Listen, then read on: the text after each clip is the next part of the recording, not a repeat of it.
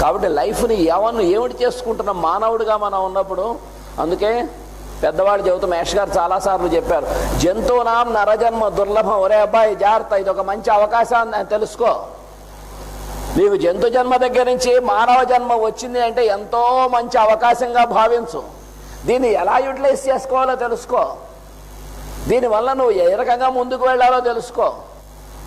అంతేకాదు దీన్ని నువ్వు పాడు చేసుకుంటే తర్వాత చేయగలిగింది ఏం లేదు.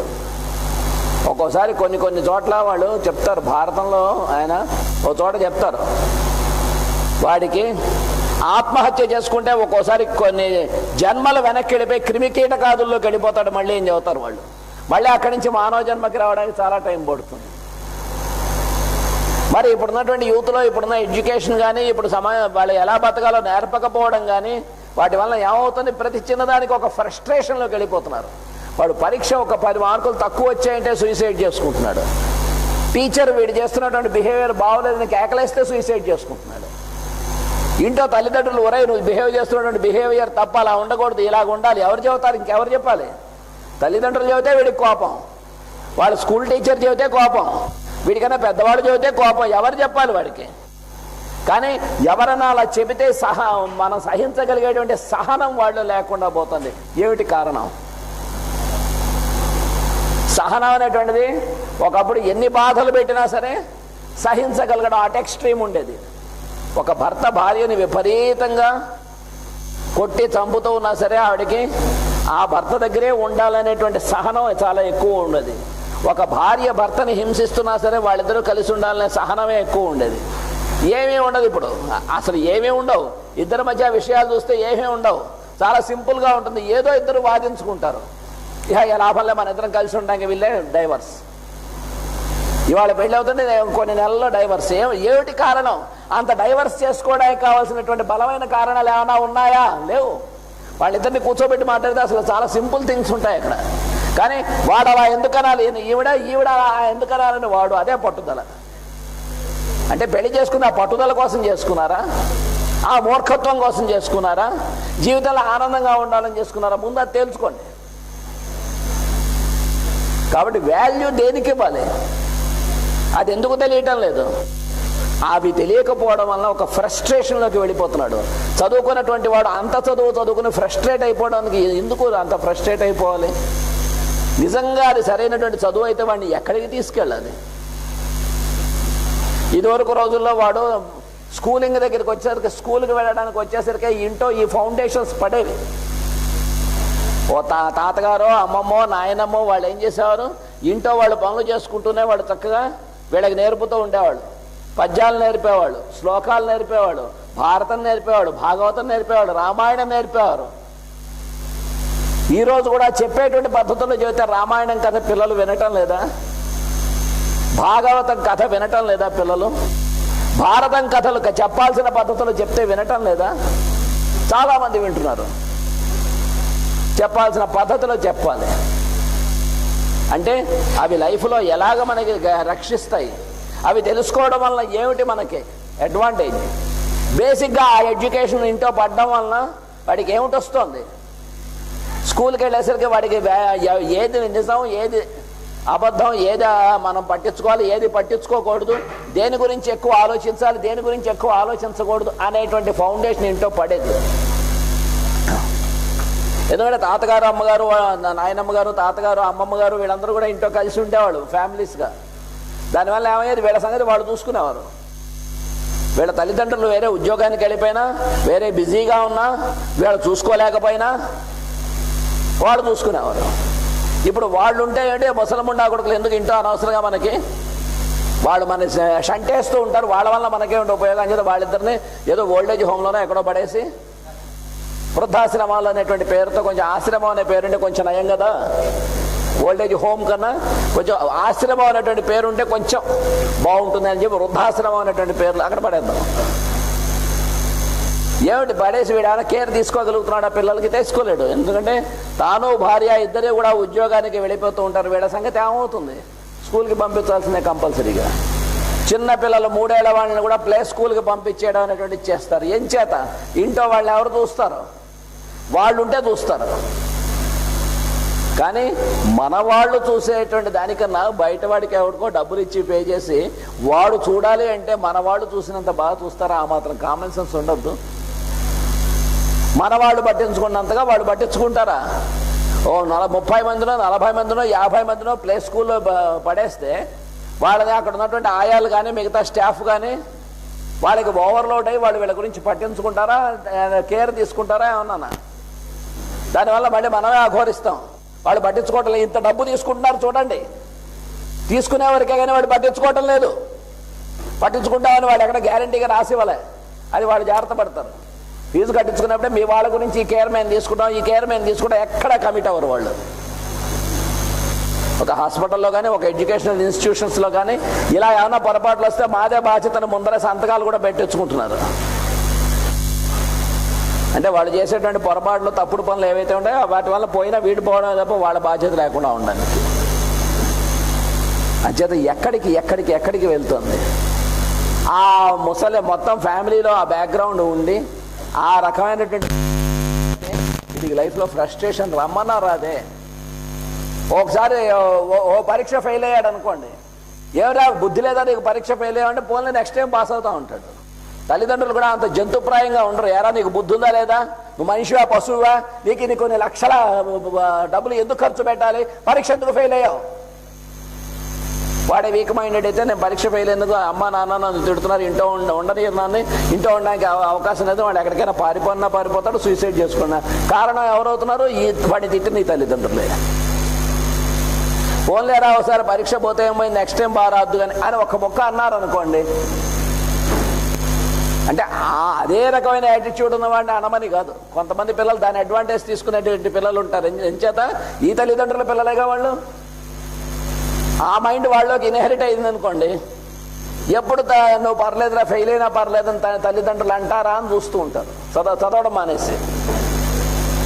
అలాంటి వాళ్ళు కాకుండా నిజంగా సిన్సియర్గా ఉండి సెన్సిటివ్గా ఉండి మంచిగా సంస్కారం ఉండేటువంటి వాళ్ళ మీద, అంటే ఒకే తల్లిదండ్రులు వాళ్ళకు ఉన్నటువంటి పిల్లల్లో ఏ పిల్లవాడి మెంటాలిటీ ఏమిటో ఏ పిల్ల మెంటాలిటీ ఏమిటో తెలుసుకుని దాని పరంగా వాళ్ళకి ట్రైనింగ్ ఇవ్వడం అనేటువంటి చేయడం అనేటువంటి చేస్తే ఇన్ని అనర్థాలు రావు.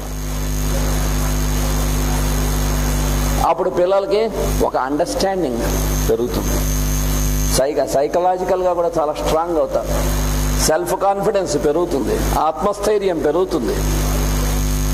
ఎవరికైనా సరే అవతల వాడికి మనం హాని చేయకుండా ఉండాలనేటువంటిది ఒకటి వాడికి అబ్బాలి.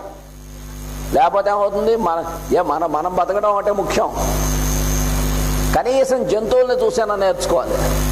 ఓ చోట ఒక స్వీట్ ఏదైనా ఉందనుకోండి, ఒక తినేటువంటి పదార్థం ఉన్నది, ఒక చీమ చూసింది, అది జాగ్రత్తగా తీసుకెళ్ళి తన ఇంట్లో దాచుకుని ఒక 10 రోజులు 15 రోజులు నెల రోజులు తిందామని ఉండదు. ఒక చీమకి తెలిస్తే ఏమవుతుంది, ఒక పావు గంట 20 నిమిషాలు అరగంట అయ్యేసరికి ఒక గుంపు చీమలు అక్కడ చేరతాయి. ఒక్కొక్క పార్టీకి ఒక్కొక్క చీమ పట్టుకెళ్ళిపోతుంది, అది ఖాళీ అయ్యేసరికి వెళ్ళిపోతుంది. ఒక కాకి ఏదైనా కరెంటు వైర్ తగిలి కింద పడి చచ్చింది అనుకోండి, ఒక పావు గంట అయ్యేసరికి కాకి గోల ఎక్కువైపోతుంది అక్కడంతా. అంటే ఒక కమ్యూనికేషన్ ఎలా ఉంటుందంటే ఒక గ్రూప్ ఆ ఏరియాలో ఉన్నటువంటి కాకులన్నీ వచ్చి అక్కడ చేరి అరుస్తాయి. మానవుల్లో ఈ కమ్యూనికేషన్ లేదు, అస్సలు లేదు. వాడి దగ్గర ఏదైనా ఉంది, ఇక్కడ మంచి ఉద్యోగం ఉంది, చాలా బాగుంది, వీడు తలుచుకుంటే చాలా మందికి ఉద్యోగం వేయించవచ్చు. వాళ్ళెవరికి అటువంటి అవకాశం ఉందని వీడు తెలియకుండా జాగ్రత్త పడతాడు. తెలియనిచ్చి వాళ్ళకి ఉద్యోగాలు కనుక వాళ్ళనే వేసుకుంటే ఏమవుతుంది, అందరూ వాళ్ళ ఒక మంచి సొసైటీ డెవలప్ అవుతుంది. ఆ కామన్ సెన్స్ ఉండదు. ఎవరికి తెలియకుండా జాగ్రత్తగా ఉద్యోగాలు ఖాళీ ఉన్నాయి, వీడి చేతిలో ఉంది, వీడు వాళ్ళకి ఉద్యోగం వేయించచ్చు అనేది అవతల వాడికి తెలియకుండా జాగ్రత్త పడ్డం అనేటువంటి దాంట్లో ఏమనుకోకండి, మన తెలుగు వాళ్ళే ఫస్ట్ ప్రపంచంలో. కాస్త చేస్తూండి, అటువంటి వాళ్ళ టాప్ మోస్ట్ మన వాళ్ళే. అందుకే మాస్టర్ గారు చెప్పారు, ఆయన లైఫ్ బర్త్డే మెసేజ్లో చెబుతూ మీరు కూడా చాలామంది వినుంటారు చాలాసార్లు. చాలా హారిబుల్గా తిట్టారు ఆయన. అంటే లోపల ఎంత ఆయనకి క్షోభ కలిగి తిట్టారో మనం చూస్తే తెలుస్తుంది. ఆ హృదయంలో లోపల మనస్సులో ఎంత క్షోభపడ్డారో తెలుస్తుంది. ఆయన బర్త్డే మెసేజ్లో ఒక చోట చెబుతూ, పక్కన ఉన్నటువంటి రాష్ట్రం వాడు మీరు ఎందుకు గోడగట్టు కట్టుకుంటున్నారు, మామూలుగా చదువుకున్న వాడు పంచె మామూలుగా కట్టుకుంటారు కదా, అని నన్ను అడిగారు ఒకళ్ళు. మన పక్క రాష్ట్రం వాళ్ళు గూడకట్టు కట్టుకున్నటువంటి వాళ్ళు, వాడు ఒకడు చేరితే వాళ్ళందరినీ అక్కడ చుట్టూ చేర్చి మొత్తం వాళ్ళ సొసైటీగా ఫారం చేసుకుంటాడు. మన వాళ్ళలో అది లేదు కాబట్టి కనీసం ఇలాంటి నెగిటివ్ థింగ్స్ పోగొట్టుకుని అలాంటి పాజిటివ్ థింగ్స్ వాడి దగ్గర నుంచి నేర్చుకుందామని గూడకట్టు కట్టుకున్నాం అని చెప్పారు. చెప్పి ఇలాంటివి మన దగ్గర ఇలాంటి నెగిటివ్ పాయింట్స్ లేవా? మన వాళ్ళ దగ్గర చాలా ఎక్కువ ఉన్నాయి, మనది పులుసు చచ్చిన జాతి అన్నారు ఆయన. వినండి, ఇవన్నీ నేను ఏదో చెబుతున్నావు కాదు, మేష్ గారు ఆయన సొంతంగా ఆయన చెప్పినటువంటి బర్త్డే మెసేజ్లో ఇచ్చినటువంటివి ఇవి. ఆ సీడీ ఎవరైనా వినొచ్చు. ఆ గొళ్ళు గగురు పొడుస్తుంది ఆ సీడీ, ఆ లెక్చర్ వింటూ ఉంటే. పులుసు చచ్చిన జాతి అన్నారు. అని నేను ఇలా తిడుతున్నానని మీలో ఏ ఒక్కరైనా లేచి వాళ్ళు ఎంపకాయ కొట్టి ఇలా అంటావా మన జాతిని అని మీరు ఎవరన్నా అంటే, ఇంతమంది శవాల్లో ఒక్కడు బతుకున్నాడని నేను సంతోషిస్తా అన్నారు పబ్లిక్ ప్లాట్ఫామ్ మీద. అంటే ఒక దేశం గురించి కానీ ఒక జాతి గురించి కానీ ఏమైపోతుంది ఈ దేశం, ఈ జాతి ఎటు వెళ్తోంది, యూత్ ఎటు వెళ్తున్నారు, మన దేశాన్ని ఇలా వాళ్ళు వచ్చి ఆక్రమిస్తున్నారట. ఏం పర్వాలేదులే, ఎవడు పట్టించుకోకుండా ఉండడానికి. ఈ మిగతా లోపల ఉన్నటువంటి పబ్లిక్ ఎవరు దాని గురించి అవేర్గా ఉండకుండా పట్టించుకోకుండా ఉండడానికి ఏం చేస్తూ ఉంటారు, ఇక్కడ గొడవలు డెవలప్ చేస్తూ ఉంటారు. వీళ్ళు ఆవేశం కొద్ది వీటిల్లో ఇన్వాల్వ్ అవుతారు. అక్కడ అసలు దేశం అక్కడ బార్డర్లో ఏమవుతుందో వీళ్ళు పట్టించుకునే అవకాశం ఉండదు. వాళ్ళు అలా మిగతా కంట్రీస్ వాళ్ళు అలా ముందుకు వచ్చేస్తూ ఉంటారు. పాప ఆర్మీ వాళ్ళు గోర పెడుతూ ఉంటారు, ఏమంటో ఇలా ముందుకు వచ్చేస్తున్నారు, మేము వెళ్ళవా, అటాక్ చేయమా అంటే చేయకండి, శాంతంగా ఉండండి, శాంతంగా ఉండండి. ఎంతవరకు శాంతం? మొత్తం దేశాన్ని వాళ్ళ నలువైపుల నుంచి ఆక్రమించేసి చాప కింద నీరులాగా ఆక్రమించి ఇది మా దేశం అనే వరకు శాంతం వహించడమే. ఆ తర్వాత శాంతం వహించే అవకాశం కూడా వాళ్ళు ఇవ్వరు. అంత లోపల ఆ ఆవేదన ఆయన లెక్చర్స్ అన్నిట్లోనూ కూడా మీరు విన్నటువంటి వాళ్ళు ఆ వెనకాల ఉన్నటువంటి ఆవేదన ఎంత పడ్డారో. ఇవి మనలో ఎందుకు రావు? ఈ రకమైనటువంటి అవేర్నెస్ ఎందుకు డెవలప్ కాదు? ఈ రకమైనటువంటి దేశభక్తి ప్రతి వాళ్ళు ఎందుకు రాదు? మిగతా దేశాలన్నీ నేను అన్ని దేశాలు తిరిగి చూశాను. వాళ్ళ దేశం అన్నా, వాళ్ళ జాతి అన్నా, వాళ్ళ ఊరన్నా, వాళ్ళ రోడ్లన్నా ఎంతో అద్భుతంగా ఉంచుకుంటారు, ఏది పాడు చేయరు. మన వాళ్ళు ఎందుకు ఇలా చేస్తారు? చాలా ఆవేదన పడేవారు. ఎందుకంటే అన్ని దేశాలు తిరిగారు, చాలా దేశాలు తిరిగారు ఆయన. ప్రతి దేశంలో కూడా కనీసం ఉమ్మేను కూడా ఉమ్మేరు రోడ్డు మీద. దానికి ప్రత్యేకంగా ఎక్కడ పెట్టారో అక్కడే ఉమ్మేస్తారు. చెత్త ఎక్కడ పడేయాలంటే కారులో వెళ్తూ అలాగ పడేయడం, లేకపోతే మన ఇంట్లోంచి ఎదురుకుండా ఇంట్లో వాళ్ళకి. ఎందుకంటే అడ్వాంటేజ్, ఎవడు పడేసాడో తెలియదు, కిందకు కూడా వెళ్ళక్కర్లే. మన కిటికీ తలుపులు తీసి ఆ చెత్త అలా విసిరేస్తే అవతల వాడు వరండాలోనో లేకపోతే అవతల వాడి ఖాళీ సైట్లోనో పడుతూ ఉంటాయి. తర్వాత వాళ్ళే బాగు చేయించుకుంటారు ఎప్పుడో అనేటువంటి ఒక లేజినెస్, ఒక హారబుల్ థింగ్ మెంటాలిటీ డెవలప్ ఉన్నారో లేదో మీరే చూడండి. ఇప్పుడు నేను చెప్పినవన్నీ కూడా యాక్చువల్గా జరుగుతున్నవే, నేను చెబుతున్నటువంటి చూసినవి. మరి మిగతా దేశాల్లో కూడా మేము కూడా చూసాం, వెళ్ళాం. నేను ఇటలీ వెళ్ళాను, స్విట్జర్లాండ్ వెళ్ళాను, బెల్జియం వెళ్ళాను. ఎక్కడ ఎంత నీట్గా ఉంచుకుంటారో వాళ్ళ దేశాలు, వాళ్ళ రోడ్లు ఎంత బాగా ఉంచుకుంటారో. స్ట్రీట్ లైట్స్ వేసుకున్నారంటే, కష్టపడి వేసుకున్నారంటే ఎంత జాగ్రత్తగా మెయింటైన్ చేసుకుంటారో. ఎవడు రాళ్ళు వేరు వాటి మీద. బస్సుల్లోనూ రైళ్లలోనూ చక్కటి సీట్స్ ఏర్పాటు చేశారంటే బ్లేడ్లు పెట్టి కోసేద్దాం అనే మెంటాలిటీ వాళ్ళలో ఉండదు. నీట్గా మెయింటైన్ చేసుకుంటారు. మన వాళ్ళ కోసం అని చెప్పి తక్కువ ఖరీదుతో పోన్లే వీళ్ళు కూడా సుఖంగా ఉంటారని చక్కటి బెర్తులు అవి ఏర్పాటు చేసి, చక్కటి స్వీట్స్ అవి ఏర్పాటు చేసి మన బస్సుల్లోనూ రైళ్లలోనూ చేస్తే వారం రోజులు తిరిగి వచ్చేసరికి అవన్నీ కోసేసి ఆ స్పాంజ్ పట్టుకుపోతారు. ఆ స్పాంజ్ మొక్కలు ఏం చేసుకుంటారో తెలియదు ఇంటి దగ్గర. ఎవడి డబ్బుతో అవి ఖర్చు పెట్టి కట్టారు మనకి, ఎవడి డబ్బు స్పెండ్ చేసి కట్టారు, మన డబ్బులే. ఆ మాత్రం కామన్ సెన్స్ పనిచేయదు.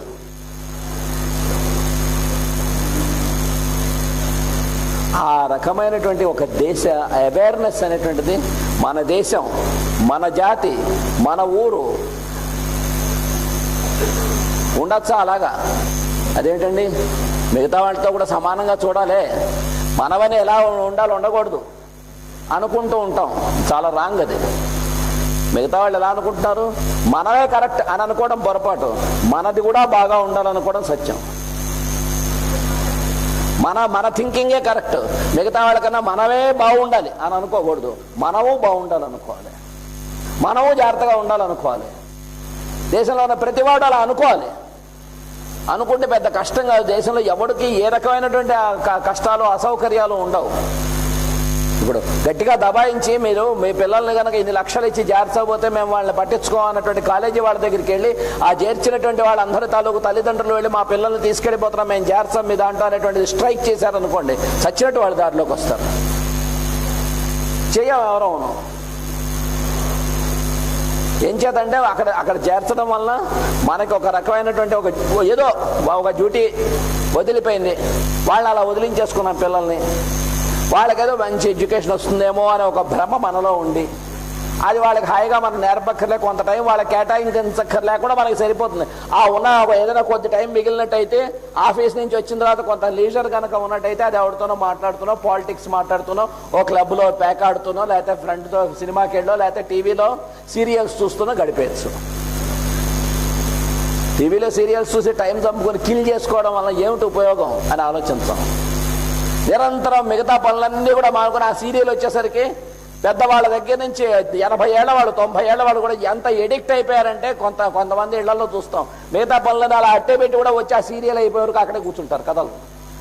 ఏమిటంటే ఏమిటో ఏమైందో తినట్టు తర్వాత ఏమైతే ఏం పోయింది, అది ఎవరో నిజమా సత్యమా, ఎవరో నిజ జీవితమా? ఆ సీరియల్ కొంతమంది ఆ సీరియల్లో ఇచ్చినటువంటి ప్రకారం వాళ్ళ జీవితాలను పాడు చేసుకున్న వాళ్ళు ఉన్నారు, నాశనం చేసుకున్న వాళ్ళు. అంతకుముందు జీవితం ఎంతో సుఖమయంగా నడుస్తున్నటువంటి వాళ్ళు కూడా.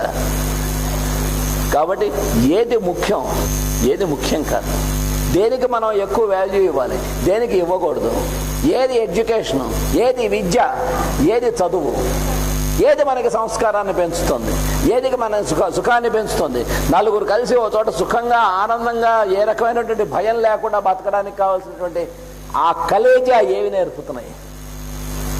ఏమో బయటికి వెళ్తే రోడ్డు మీదకి వెళ్తే ఎప్పుడు ఎవడు ఎలా తిరిగి వస్తాడో ఎవడేం చేస్తాడో తెలియనటువంటి పరిస్థితిలో ఉన్నాయి రోజులు అనిపిస్తూ ఉంటుంది ఒక్కోసారి కొంతమంది చూస్తే.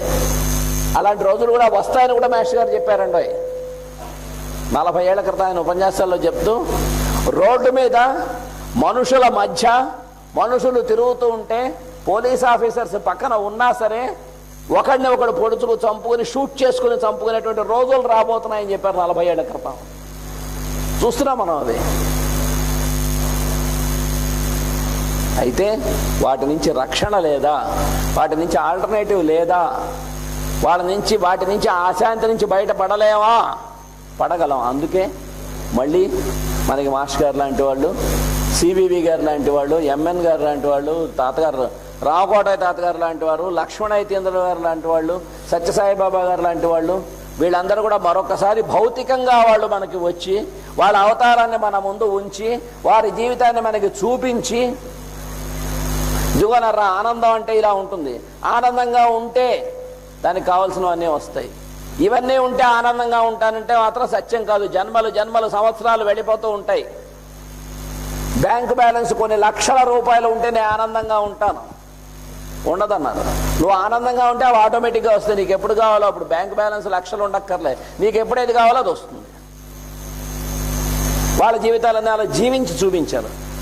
మాస్టర్ గారు ఒక రోజున తన జేబులోంచి 10 రూపాయలు పెట్టి అక్కడ మందులు కొని స్టార్ట్ చేసినటువంటి డిస్పెన్సరీ 1964లో నేను ఈ మంచి పని చేస్తాను, ఫ్రీ డిస్పెన్సరీ చూస్తాను, మీరంతా డొనేషన్స్ ఇవ్వండి అని ఎవరిని అడగలే. మాస్టర్ గారు తన జేబులోంచి 10 రూపాయలు అక్కడ పెట్టి మందులు కొని తీసుకొచ్చి అక్కడ పెట్టారు.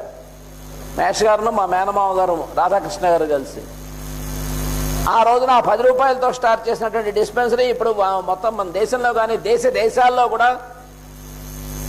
ఎవరి దగ్గర నుంచి ఏ డొనేషన్స్ అక్కర్లేకుండా, ఏ రకమైనటువంటి కంట్రిబ్యూషన్స్ అక్కర్లేకుండా అలాగే నడుస్తున్నాయి. ఆ మాస్టర్ గారి మార్గంలో మేము కూడా అలాగే చేస్తామని ముందుకు వచ్చిన వాళ్ళు కంట్రిబ్యూట్ చేసుకుంటూ వెళ్ళిపోతున్నారు. వాళ్ళు ఆ యజ్ఞార్థమైనటువంటి కర్మలో పాలు పంచుకుంటున్నారు. కాబట్టి ఏది ఉంటే అవన్నీ ఉంటే మనం సుఖంగా ఉంటాం, అవన్నీ ఉంటే ఆనందంగా ఉంటామని ఉండదు. ఆనందంగా సుఖంగా ఉంటే ఇవన్నీ ఉంటాయి. అది సత్యం అన్నారు మాస్టర్ గారు. 108 రోజుల క్రితం నిర్వహించారు. 145 మందికి ఏకపంక్తిలో భోజనం పెట్టారు లక్ష్మణ ఐతేంద్రుల వారు. ఏమంటే ఎన్ని కోట్లు ఉన్నాయి మీకు బ్యాంకులో? ఆయన మొట్టమొదటి 108 రోజుల క్రితం మొదలు పెట్టినప్పుడు బ్యాంకులో ఏం లేవు ఆయన దగ్గర. ఎలా చేస్తావు? గురువుగారు చెప్పారు చేయమన్నారు, చేస్తున్నా అన్నారు. ఆ 108 రోజులు ఏ ఒక్కడికి ఏ లోటు లేదు. అందరూ పంచపక్ష పరవానాలతో భోజనం చేశారు. మరి ఏమయ్యా హాస్పిటల్ స్టార్ట్ చేస్తున్నావు, ఎలా నడిపిస్తావు అనుకుంటున్నావు? బాబా గారిని అడిగారు, సత్యసాయి బాబా గారిని. మరి బెంగళూరు హాస్పిటల్ స్టార్ట్ చేసినప్పుడు ఓపెనింగ్ రోజున చెప్పారు, స్వామికి చాలా ఆస్తి ఉన్నది, బ్యాంక్ బ్యాలెన్స్ చాలా ఉన్నది స్వామి ఇవన్నీ చేయడానికి అన్నారు. అంటే అందరూ కూడా అబ్బా అనుకున్నారు. ఏమిటా బ్యాంక్ బ్యాలెన్స్? ప్రేమ అనేటువంటిది చాలా ఉంది బ్యాంక్ బ్యాలెన్స్. ప్రేమ బ్యాంకులో నాకు బోలెడు ఆస్తి ఉన్నది, ప్రేమ అనేటువంటి ఆస్తి. ఈ హాస్పిటల్ కట్టడానికి ఎవరిని ఏం అడగలేదు, ఇలా చేద్దామని అన్నాం. అందరూ కూడా ఈ హాస్పిటల్కి ఇచ్చినటువంటి వాళ్ళు అందరూ కూడా స్టూడెంట్సే. కంట్రిబ్యూట్ చేసి 75 లక్షలు తీసుకొచ్చి ఇచ్చారు. వాళ్ళకి తల్లిదండ్రులు మీరు ఏదైనా కొనుక్కు తినండి అని ఇచ్చినటువంటి డబ్బులని జాగ్రత్త పెట్టి స్వామి తాలూకు కార్యక్రమానికి ఇది ఉపయోగించాలని వాడు కూడబెట్టి 75 లక్షలు తీసుకొచ్చి ఇస్తే స్వామి ఈ రోజున ఈ రకంగా హాస్పిటల్ స్టార్ట్ చేసి ఈ రకంగా సేవ చేయడానికి అవకాశం వచ్చిందని చెప్పారు ఆయన దాని ఓపెనింగ్ రోజున.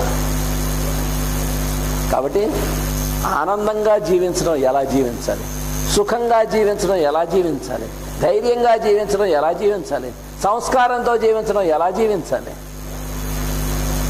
వాటన్నిటి కోసమే వాళ్ళందరి జీవితాలు మనకి మన అదృష్టం కొద్దీ భౌతికంగా మన మధ్య జీవించి ఆ జీవితాలని చూపించి, ఎవరికైనా సరే 10 రూపాయలు పనిచేసి పెట్టి 2 రూపాయలు తీసుకో, నువ్వు నీ చుట్టూ ఉన్న వాళ్ళు కూడా ఆనందంగా బతుకుతారు. నేను నా జీవితంలో చేసి చూశాను, ఆచరించి చూశాను, సక్సెస్ అయింది, మీరు కూడా ఎవరన్నా చేస్తే చేయండి అన్నారు మాస్టర్ గారు, ఈకే గారు. అలాగ ఆచరించడానికి ప్రయత్నం చేసిన వాడు అందరి జీవితాలు ఈరోజు ఆనందంగానే ఉన్నాయి. అంచేత మళ్ళీ మళ్ళీ మళ్ళీ మళ్ళీ వాళ్ళు, అందుకే కృష్ణుడు చెప్పాడు, ఎప్పుడు ఎక్కడ ఎలాగ అవసరం వచ్చినా సరే మరల నేను జన్మ ఎత్తుతాను, మరల శరీరం ధరించి వస్తాను, మళ్ళా ధర్మ సంస్థాపనం చేస్తాను. అంటే ఈ చెడ్డవాళ్ళందరినీ లాగి బారేస్తాట అనుకోకూడదు. చెడ్డవాళ్ళు అంటే ఎవరు ఉండరు. చెడ్డతనం తర్వాత క్రూరత్వం అనేటువంటిది మన మనస్సులో ఉంటాయి.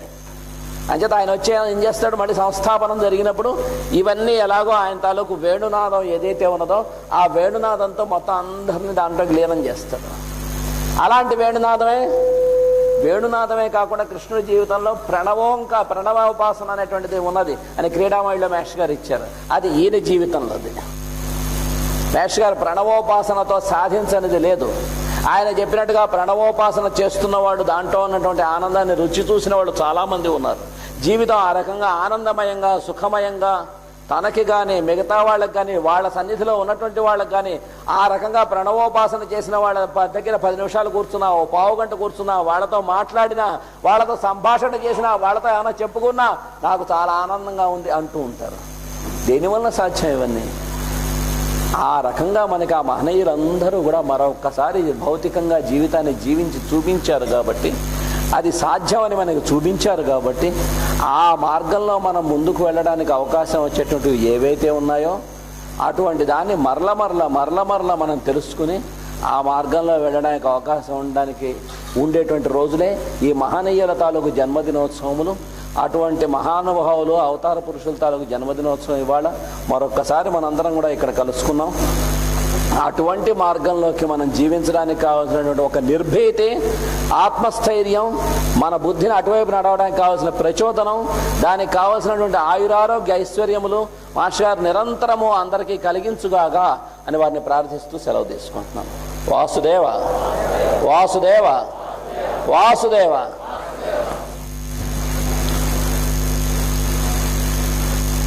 వాసుదేవ.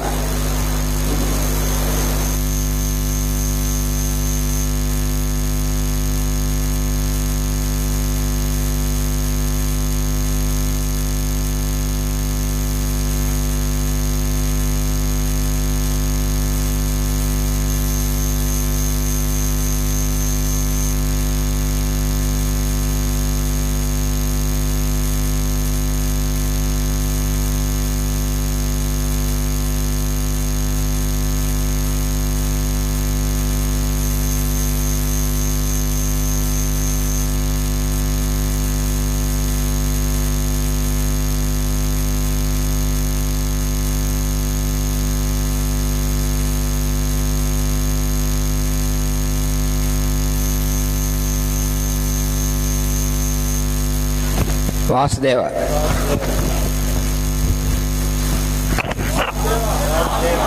వాసుదేవ.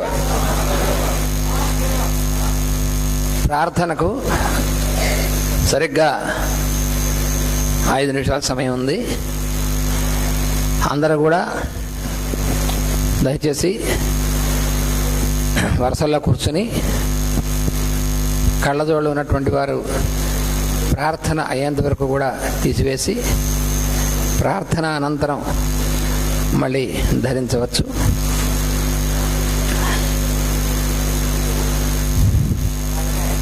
అలాగే సెల్ ఫోన్స్ దయచేసి స్విచ్ ఆఫ్ చేయవలసింది తప్పనిసరిగా.